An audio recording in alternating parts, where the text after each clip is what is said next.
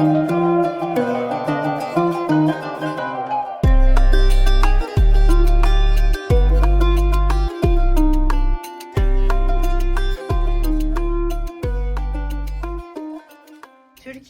Örgü Mü Dediniz kanalımdan dünyadaki tüm dostlara selamlar, sevgiler, saygılar. Örgü Mü Dediniz kanalıma hepiniz hoş geldiniz. Bu videomda tığ işi, motif ve düz modelden oluşan bu güzel elbise yapımını sizlere anlatmak ve paylaşmak istiyorum. Umarım sever ve beğenirsiniz arkadaşlarım. Beğeni ve yorumlarınızı videomun alt kısmında yapabilirsiniz. Ayrıca paylaşımda bulunarak daha çok kişilere ulaşımını sağlayabilirsiniz arkadaşlar. Evet, geçen videomda sizlere, bir önceki videomda bu hırkanın yapımını anlatmıştım. Evet, kolaylıkla yapabileceğiniz böyle güzel ve şık bir model oldu arkadaşlarım. Evet, şimdi gelin hep birlikte bu güzelliğin nasıl yapıldığına geçelim arkadaşlar. Elbisemizin yapımına motiflerinden başlayalım arkadaşlarım. Şimdi önce bu yukarıdaki motifi örerek başlayalım. Şöyle bir halka yapıyorum. Halkanın içerisine giriş yapacağım. Şu şekilde. Ve buraya şöyle aldım. Bir tane zincirle sabitliyorum. Üzerine bir aldım. Bunun içerisine arkadaşlarım 7 tane sık iğne yapıyorum. Çakma sık iğne. Üzerine bir alarak 2 2 3 4 5 6 ve 7 şu şekilde. Sonra birleştiriyorum, şöyle sıkılaştırıyorum iyice ve şu üst noktasından giriş yapıp ikisini birlikte alıyorum. Şöyle kaydırarak bağlıyorum. Sonra bu fazla ipimi de şöyle bir tane zincir çektim. Şu şekilde arkadan alıyorum. Hemen yanına bakın, aynı yerin içerisine giriş yaparak iki tane yarım trabzan yapıyorum ve birleştiriyorum. 1 2 3 tane zincir çekiyorum araya. Üzerine bir aldım. Yanına geçiyorum. Bir yandaki sık iğnemin üzerinden giriş yapıyorum ve oraya da yine 1 2 3 tane yarım trabzanımı yapıyorum. Sonra birleştiriyorum. Sonra 1 2 3 tane zincir çektim. Yine devam ediyorum. Bu şekilde 1 2 3. Toplam 8 tane bu şekilde yaprak yapıyorum arkadaşlarım buraya.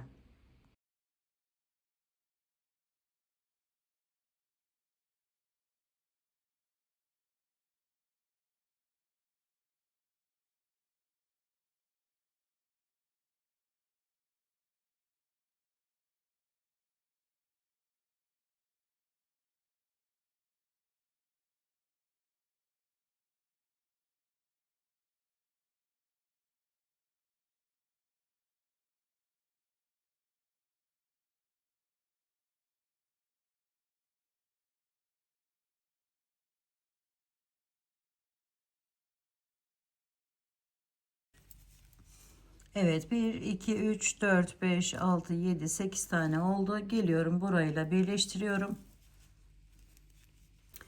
Evet arkadaşlarım, bu şekilde birleştirdikten sonra bir tane zincir çektim. Üzerine bir aldım.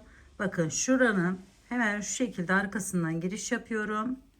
Çekiyorum ilmeği ve bir tane ikili trabzan yapıyorum buraya. İki tane zincir çekiyorum. Üzerine bir aldım. Buraya giriş yapıyorum. Ara yanındaki boşluğa. 4 tane yarım trabzan yapıyorum. 2 3 ve 4. Sonra birleştiriyorum yine. 2 zincir çekiyorum. Üzerine bir aldım. Bakın şuradan giriş yapıyorum yine. Hemen yaprağımın arkasından. Ve bir tane ikili trabzan yapıyorum. 2 zincir. Tekrar 4 tane yarım trabzan. 1 2 3 4 birleştiriyoruz.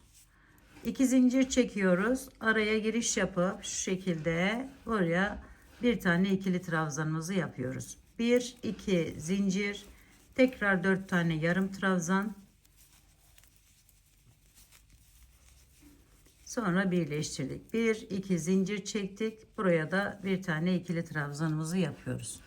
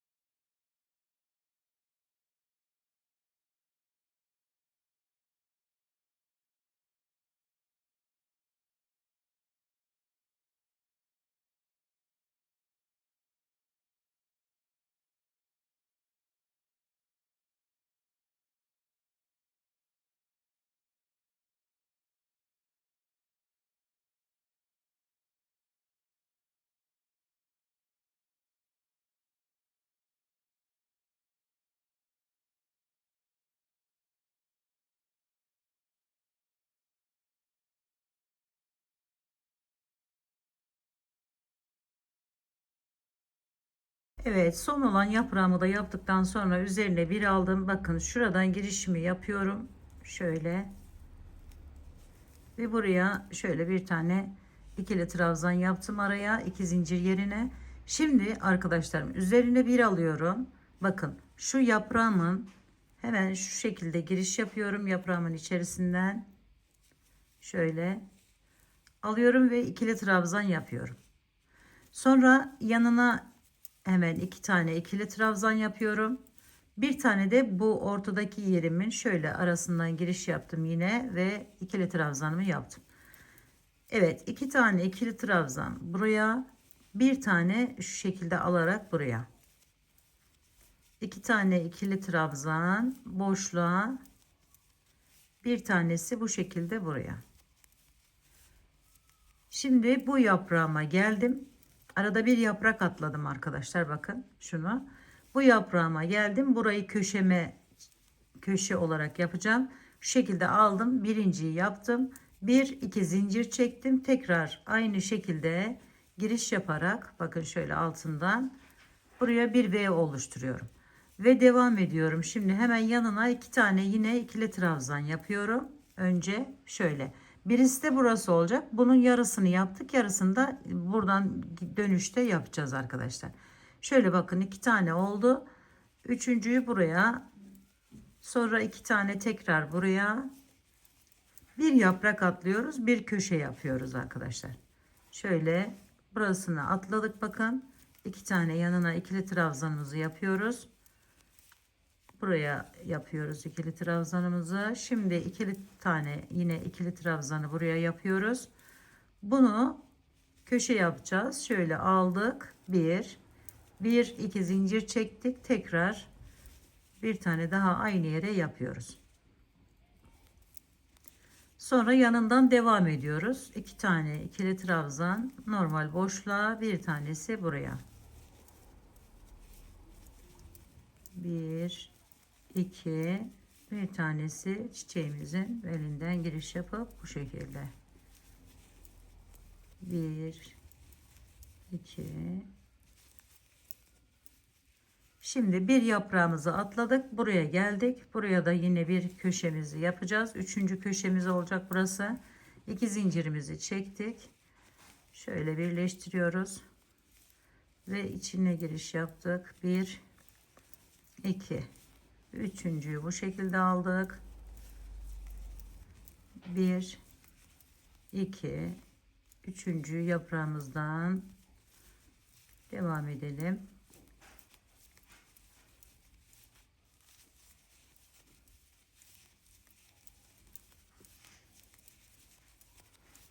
Şimdi bu yaprağıma diğer köşemin diğer kanadını tamamlıyorum şu şekilde. Bir tane zincir çekiyorum, üzerine bir alıyorum ve buradan giriş yapıp şöyle buraya sık iğne ile tutunuyorum şu şekilde. Şöyle bir yaprak çiçeğimiz, motifimiz oluşuyor arkadaşlar. Şimdi bir üst sıraya geçelim. Şöyle yaptık. Bir tane hemen buraya ikili trabzanımızı yaptıktan sonra buradakini arkadaşlar burayı şöyle alıp üstten yani içinden geçirerek alıyoruz. Bunu arkadan alıyoruz bu şekilde. Bir önden bir arkadan şeklinde bakın aldım. Şimdi burayı alıyorum önden. Burayı alıyorum arkadan şu şekilde. Bir ön bir arka olarak bu işlemi uyguluyoruz.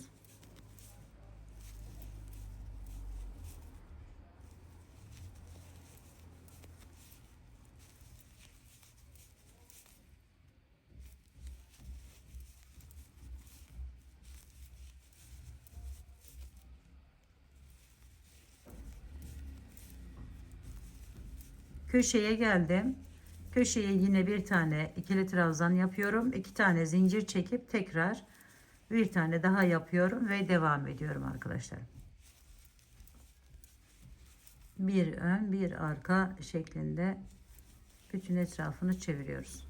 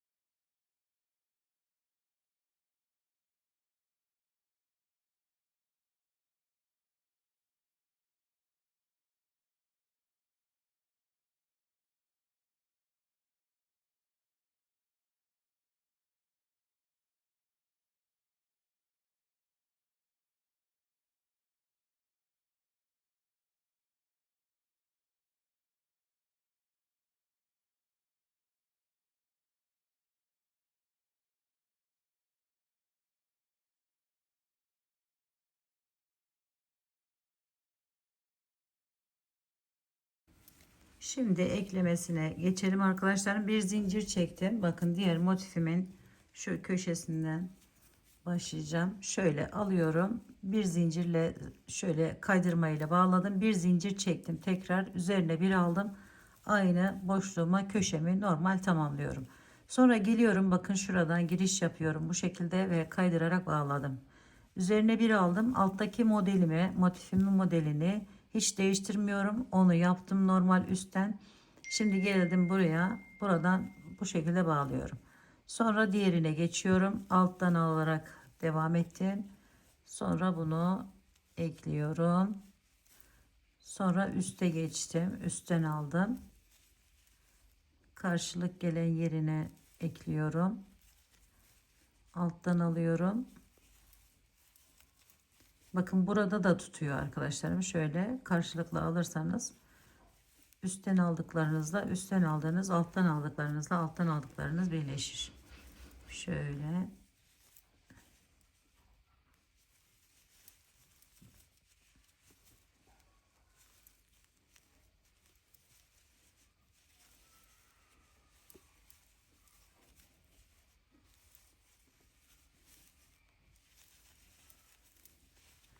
Evet, eklenmiş görüntüsü de bu şekilde. Buradan da bakabiliriz. Evet, şimdi bunu da ekleyeceğiz buraya. Bir tane daha motif araya aynı gösterdiğim gibi ekleyeceğiz her iki tarafında ve böyle bir yuvarlak oluşturmuş olacağız. Ön kısmını oluşturmuş olacağız arkadaşlar. Evet, elbisemizin bu motifini tamamladım gördüğünüz gibi. Şöyle birbirine de ekledim. 5 tane yaptım arkadaşlarım. Bunu ortaya getireceğim. Bunlar kenarlarda olacak. Bu da arka kısmımız olacak. Dilerseniz tam tersinde yapabilirsiniz. Hangisi hoşunuza giderse. Şu işaret koyduğum yerlerden ise böyle bağcık yapacağız ve bağlamalı olacak. Hırkamızın içerisinde daha rahat dursun diye ve de boyunu ona göre ayarlayabilin diye. Şimdi elbisemizin alt kısmına kullanacak olduğumuz şu motifin nasıl yapıldığına geçelim. Evet, şimdi bir tane şöyle halkamızı yapıyoruz.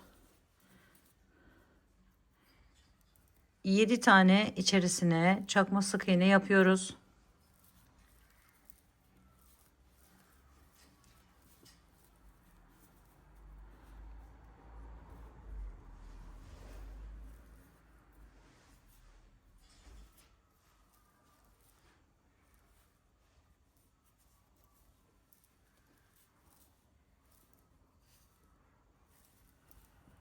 Sonra sıkılaştırdım, iyice birleştiriyorum şöyle tepe noktasından.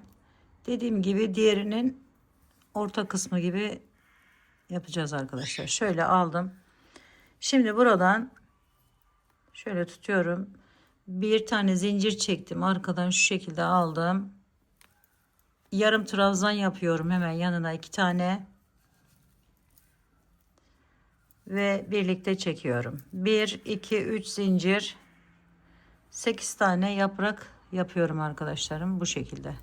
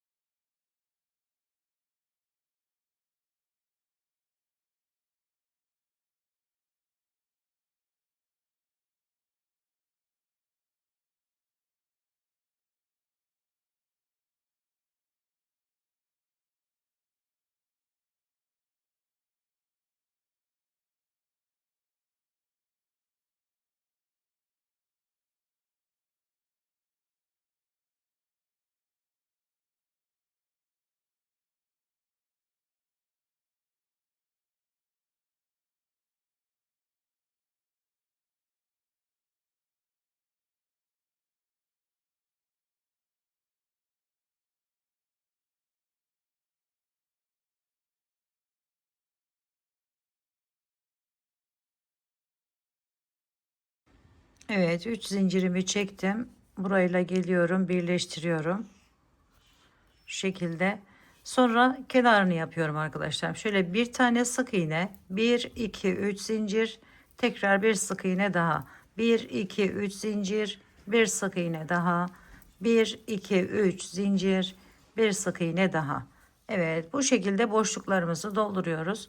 1 2 3 zincir, bir sık iğne, 1 2 3 zincir, bir sık iğne şeklinde devam ediyoruz. Son 2 kalacak ve burayla birleştireceğiz arkadaşlarım. Şöyle atladım, geçtim, sık iğnemi yaptım. 1 2 3 zincir, bir sık iğne şeklinde yapalım.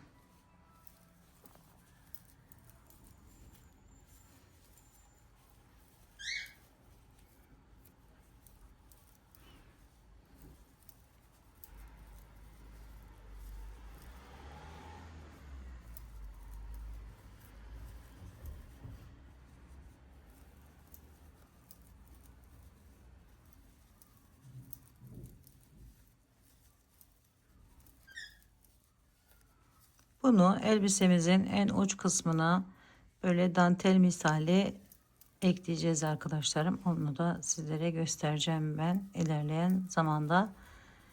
Şimdi bunu hazır hale getirelim, bırakalım. Daha sonra diğer parçamızdan başlayarak elbisemizin etek kısmını tamamlayalım. Şimdi geçtim. 1 2 3 tane zincirimi çektim. Eklemesini gösteriyorum. Bir tane zincir çektim. Alıyorum motifimin aynı 2 tane olacak şekilde, bakın şöyle 2 burada kalacak boşlukta, 2 tane buna ekleme yapacağız tam karşılık gelen yerine. Bir tane zincir çektim, aşağıya iniyorum ve 1 2 3 tane zincirimi çekiyorum, birleştiriyorum şu şekilde. Sonra buraya geçtim. 1 2 3, sadece ortadakini birleştiriyoruz bir zincirle arkadaşlar. Bakın bunu birleştirdik. Şimdi bunun ortasından giriş yapıp onu birleştiriyorum. 1 2 3 zincir çektim ve buraya geçip sık iğnemi yaptıktan sonra şuradan giriş yapıp şöyle kaydırmayla bağlayıp bir zincir çekip artık bitiriyoruz. Evet, şu şekilde motifimiz oldu. Bunu dediğim gibi şu arayı şimdi geçeceğiz. En uç kısmına artık kaç tane olacaksa ona göre ayarlayıp ben 10 tane falan yapmayı düşünüyorum. Şöyle görünsün diye şöyle netleştirelim. Evet, bakın şöyle bu üstte olacak, buraları öreceğiz ve bunu alt etek ucuna geçireceğiz. Şimdi buraya geçelim. Buraya dediğim gibi bir tane böyle şey öreceğiz, bağ öreceğiz. Oraya geçmeden önce şu alt kısmını bir tamamlayalım, onu en son tamamlarız arkadaşlar. Şöyle burayı, bakın şu koltuk altından giriş yapıyorum. Bağladıktan sonra zaten biri önde biri arkada olarak yapmıştık arkadaşlarım. Yine aynı modeli devam ettireceğiz. Birkaç yerde böyle birkaç tane fazlalaştıralım ki hani şey olsun, böyle marullu dursun diye. Şimdi üzerine bir aldım, bunu yine önden alıyorum şu şekilde. Modeli devam ettiriyoruz. Yani herhangi bir değişiklik yapmadan modeli devam ettireceğiz. Şöyle bir önden bir arkadan aldım. Sonra dediğim gibi bu marullanma işini dilediğiniz kadar hani böyle büzgülü yapabilirsiniz. Şimdi mesela buraya 2 tanesini yaptıktan sonra şuraya bir tane şey yapalım, arttıralım. Şöyle bir tane buradan arttırdım. Üzerine bir aldım, bir tane de buradan arttırıyorum. Sadece belinde arttırma yapmış olacağız arkadaşlarım. Diğer yerlerine gerek yok. Şimdi bir tane daha yapalım hemen şöyle. Bakın aradan giriş yaptım, aldım. Modelin ahengini bozmamak için şöyle hemen bunu da buradan alıyorum üstten. Tekrar yanına alttan almış gibi olacağız. Bunu da üstten almış gibi olacağız. Yani bu şekilde devam ettiriyoruz. Bakın şöyle bunu normal yapalım. Çok fazla da büzgü olmasını istemiyorum. Şöyle normal aldım. Bunu da normal alıyorum. Burada artırım yapalım. Şöyle bir tane yaptım. Üzerine bir aldım. Bunu hemen şu şekilde alıyorum. Tekrar bir tane daha yapıyorum. Bunu da buradan, bakın zaten birleşim yerine geldik. Hemen şu şekilde aldık. Buradan yapıyoruz. Sonra şu şekilde yapalım. Sonra da bu şekilde. Evet, bir önden bir arkadan şeklinde aldıktan sonra şöyle bir artım yapalım şurada yine ve bunu denk gelişi arkadan, bunun önden devam edelim bu şekilde. Evet, bir artış daha yapalım şurada. Bunu geçelim düz. Şimdi artışımızı yapalım. Evet.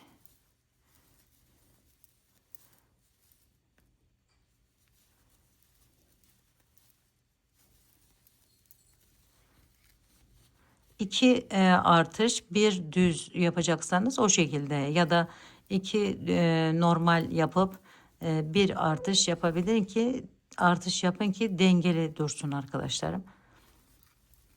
Şöyle alıp bunu arttırdık. Bunu normal yaptık. Bunu da şu şekilde yapabiliriz.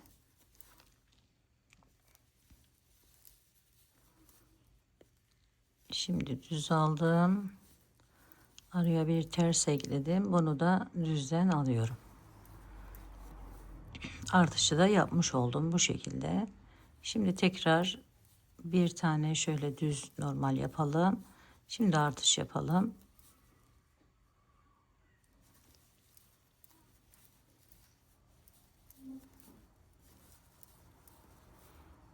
Şimdi düz örelim.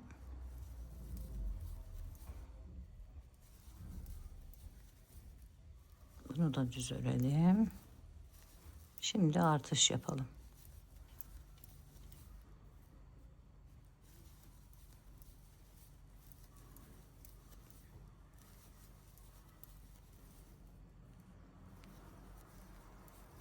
Düz ördüm. Artış yapmadan. Şimdi köşeye tam şey yerine denk geldiği için mecburen bir tane artış yaptım. Bu şekilde ikisini birleştirdim.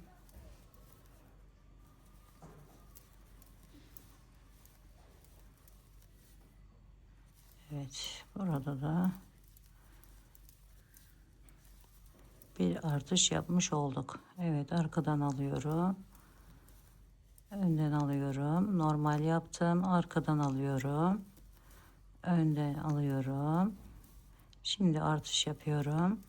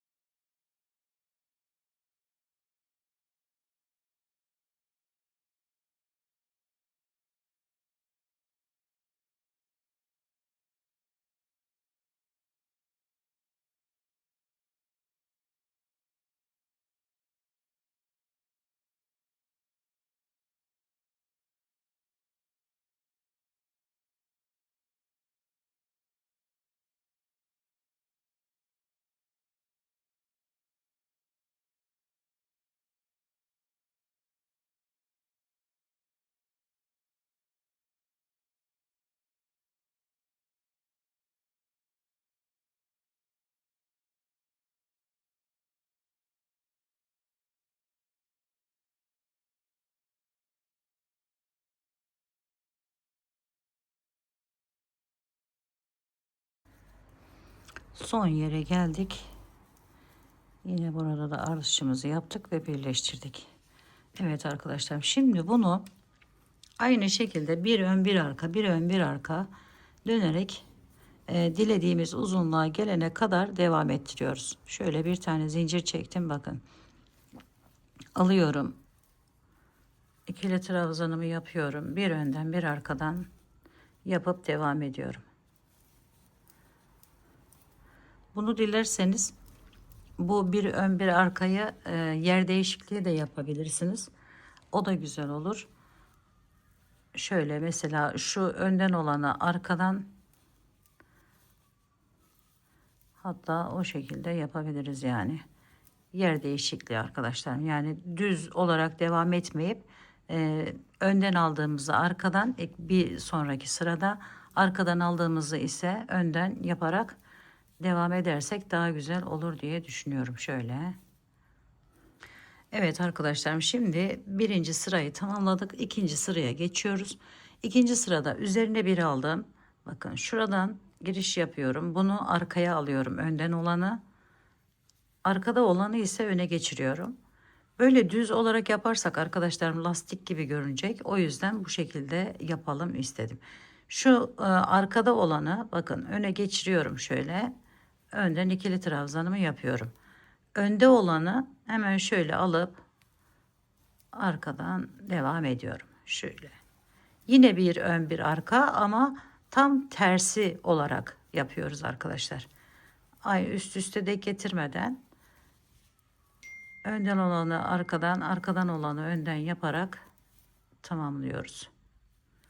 Bunu dilediğimiz uzunluğa gelene kadar böyle devam edelim arkadaşlarım ve daha sonra uçlarına bunu ekleyeceğiz ve bir de kol olarak bant öreceğiz. Daha sonra tamamlamış olacağız. Evet arkadaşlarım, şimdi bu alttaki yapmış olduğumuz bu küçük motifleri uç kısmına nasıl ekleyeceğimize geçtik. Burayı tamamladım, bakın burayı ekledim ben. Şimdi sizlere göstereceğim. Bu son motifim. Şöyle bakın, şu motifimin iki tane zincirimi çektim. Bir, iki, üç tanesini çektim pardon. Sonra şu şekilde birleştiriyorum. Birinciyi yaptım. Bir, iki zincir çektim. Şimdi şuraya ekleyeceğiz arkadaşlar. Her iki motife de ekleyip sonra burayı eklemeye geçeceğiz. İkisini ekledikten sonra bakın şu ikisini şuradan iki tanesine, burada da iki tane kalıyor. Diğeri de iki tanesi de diğer tarafa bağlandı. Şöyle arkadaşlar kaydırma yöntemiyle bağladım. Bir, iki zincir çektim. Aşağıya indim. Buraya bağladım. 1, 2, 3 tane zincir çektim. Yanına bağlıyorum hemen. Şöyle sık iğneyle. Sonra diğerine geçiyorum. Bir sık iğne yaptıktan sonra 3 tane zincir çekiyorum. Sonra 2 tane zincir çekiyorum ve geliyorum. Bu ikinci yerimin ortasındakinden giriş yapıyorum. Kaydırarak bağladım. 1, 2 zincir çektim. Aşağıya iniyorum. Sık iğnemi yapıyorum önce. Sonra 1, 2, 3 tane zincir çekiyorum. Bir sık iğne daha yapıyorum. Ve iki tanesini elbisemizin ucuna ekleyeceğimiz için 1, 2, 3 şöyle yine 3 tane tekrar ikinciyi yaptık. 3 tane zincir çekip üçüncüyü yapıyoruz. Sonra yana geçtik. Bir sık iğne, 1, 2, 3.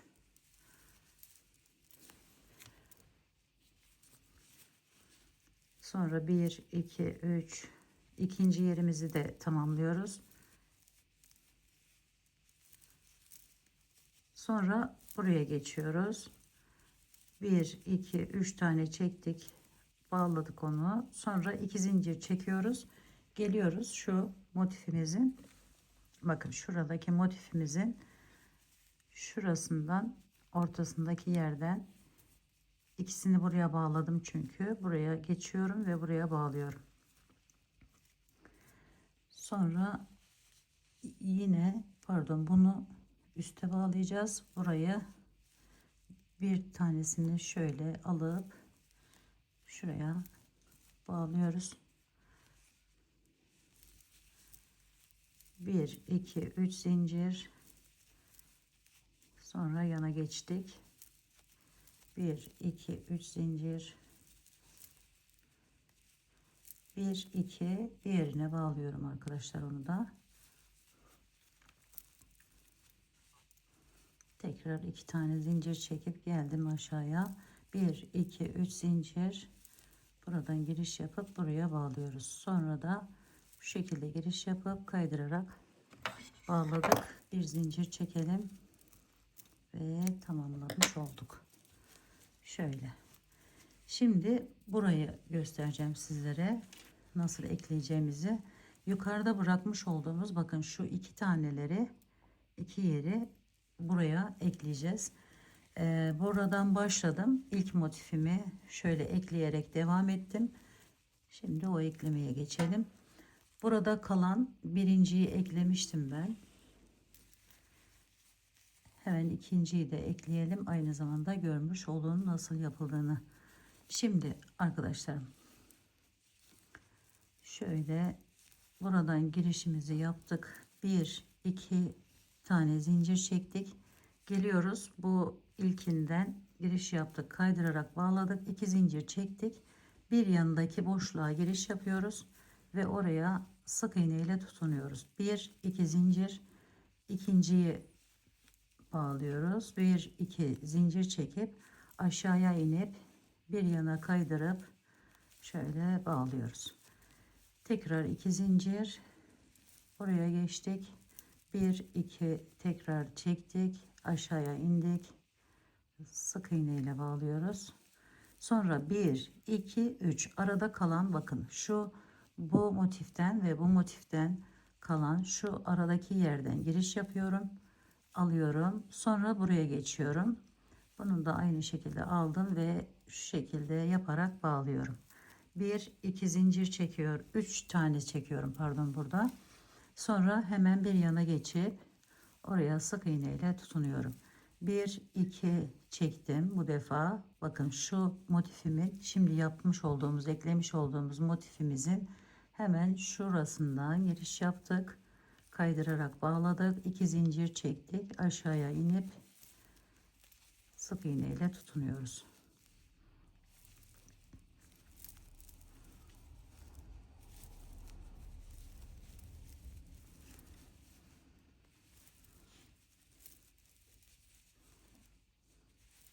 Şöyle bir tane atlayalım. Bu motifimizi buraya artık tamamen eklemiş olalım. 1 2 zincir çektim.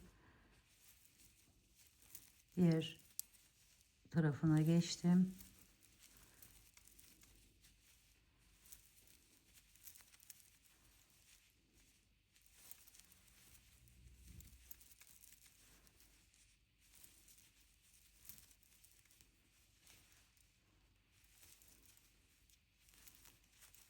Bir iki üç zincir çekiyorum. Bakın şu tek kalanlardan alıyorum, şöyle aldım, bunu da alıyorum ve bağladım. 1 2 3 tane zincir çektim, geliyorum şu alta, şuradan bağlayalım arkadaşlarım. Şöyle sık iğne yapalım ve tamamlamış olalım. Evet, buranın eklemesini de bu şekilde tamamlamış olduk. Şöyle elbisemizin uç kısmı bu şekilde olacak arkadaşlar. Sonra buna buhar ütüsüyle daha düzgün bir hale getireceğiz. Şimdi burada 1 2 3 4 5 6 7 8 9 10 11 12 13 14 15 16 17 tane motif kullanmış olduk arkadaşlar bu alt kısımda. Şimdi üste geçelim. Buraya birazcık böyle yükseltmek için şurada yaptığımız işlemi yapacağız. Hatta bu defa aynısını devam ettirmeyi düşünüyorum arkadaşlarım. Şöyle burası öne gelecek. Bu motif önde gözükecek hırkamızın altından. Şöyle başlıyorum. Şöyle girişimi yaptım. Koltuk altından olursa daha iyi olur. Zaten çok fazla yapmayacağız. Şöyle az bir lastik gibi bir şey yapacağız arkadaşlar buraya. Fazla ip bıraktık. Evet. Şöyle girişimizi yapalım.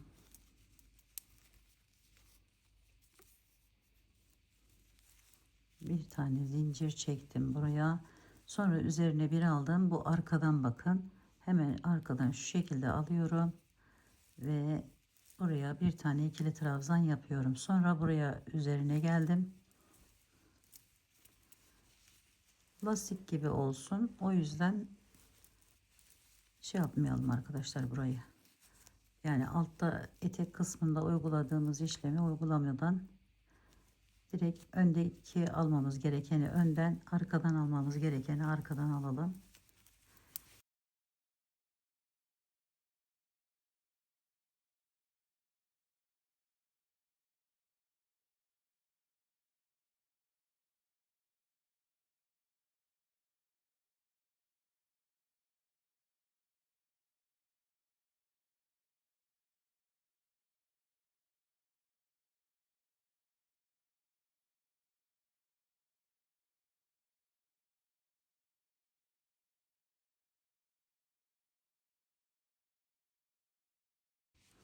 Bu motifimizin birleşim yerine geldiğimizde bakın şöyle aldım.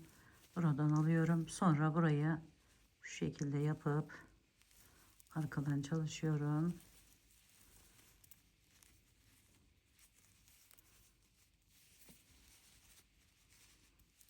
Sonra bunu üstten alıyorum.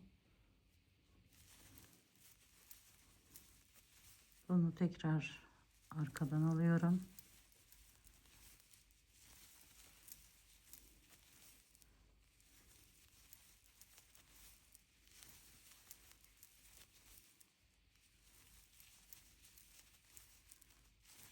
Ve böyle çok fazla olmayacak şekilde birkaç sıra çeviriyorum arkadaşlar. Şöyle. O düzende gidecek. Birkaç sıra dediğim gibi böyle bir lastik havasında olsun ve üst kısmı düzelsin diye. Evet, şimdi bu kısmını da tamamlayalım ve bu omuzundaki askı yerine geçelim arkadaşlar.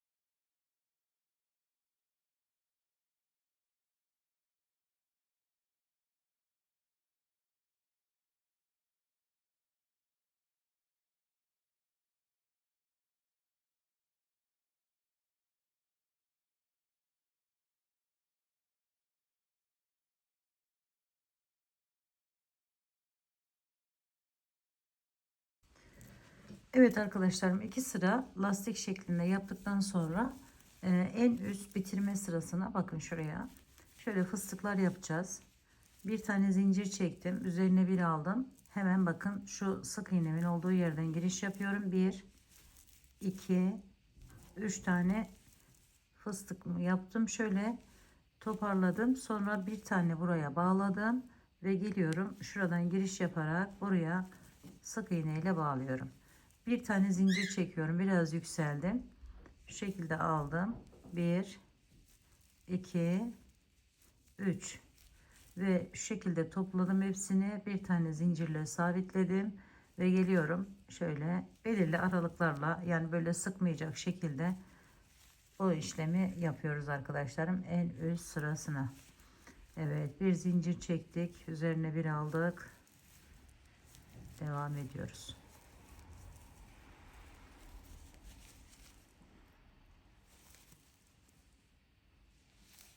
Şimdi bunu da yaptıktan sonra arkadaşlar şöyle şuradan, burası benim ön tarafım olacak.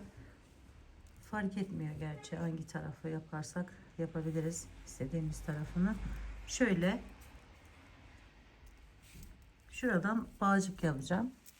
Şuradan alıyorum, bakın. Şuradan girişimi yapıyorum. Şöyle.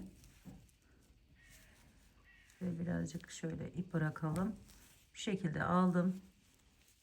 Sonra bir zincirle buraya sabitledim. Sonra üzerine bir aldım. Yine 3 tane fıstık yapıyorum. 1, 2, 3 ve birleştiriyorum. Bunu birleştirirken arkadaşlarım bakın. Şuradan tutuyorum şöyle. Sonra buradan aldım şu şekilde ve buradan giriş yapıyorum. Şöyle alıp çekiyorum ikisini birlikte. Bir tane zincir, üzerine bir aldım. Hemen bu boşluktan giriş yapıyorum. 1, 2, 3. Şöyle birleştirdim ve şu şekilde yapıyorum.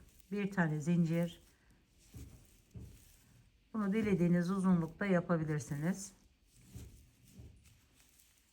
Şöyle aynı şekilde arkadaşlarım bunun karşısından da, yani şuradan da giriş yapıp burayı yaptıktan sonra giriş yapıp tam şu karşısından da bu şekilde bir ip yapmamız gerekiyor. Omuzundan bağlanacak ve böylelikle bakın şöyle bir görüntü elde edeceğiz ve tamamlanmış olacak elbiseniz. Buhar ütülüsünü de yaptıktan sonra artık kullanıma hazır hale gelmiş olacak arkadaşlar. Ve bağcıklarını da bakın şöyle omuzlarına yaptım. Ve görüntü bu şekilde geldi arkadaşlarım. Şöyle göstereyim size. Umarım sevmiş ve beğenmişsinizdir arkadaşlarım. Yapacak olan arkadaşlarıma şimdiden kolaylıklar diliyorum. Örgümü dediğiniz kanalıma abone olmayı, beğenmeyi, yorum yapmayı, paylaşımda bulunmayı unutmazsanız çok mutlu olurum. Bir dahaki en farklı, en değişik örgü model, teknik ve tasarımlarında görüşmek üzere. Hoşça kalın, sağlıkla kalın. Allah'a emanet olun arkadaşlar.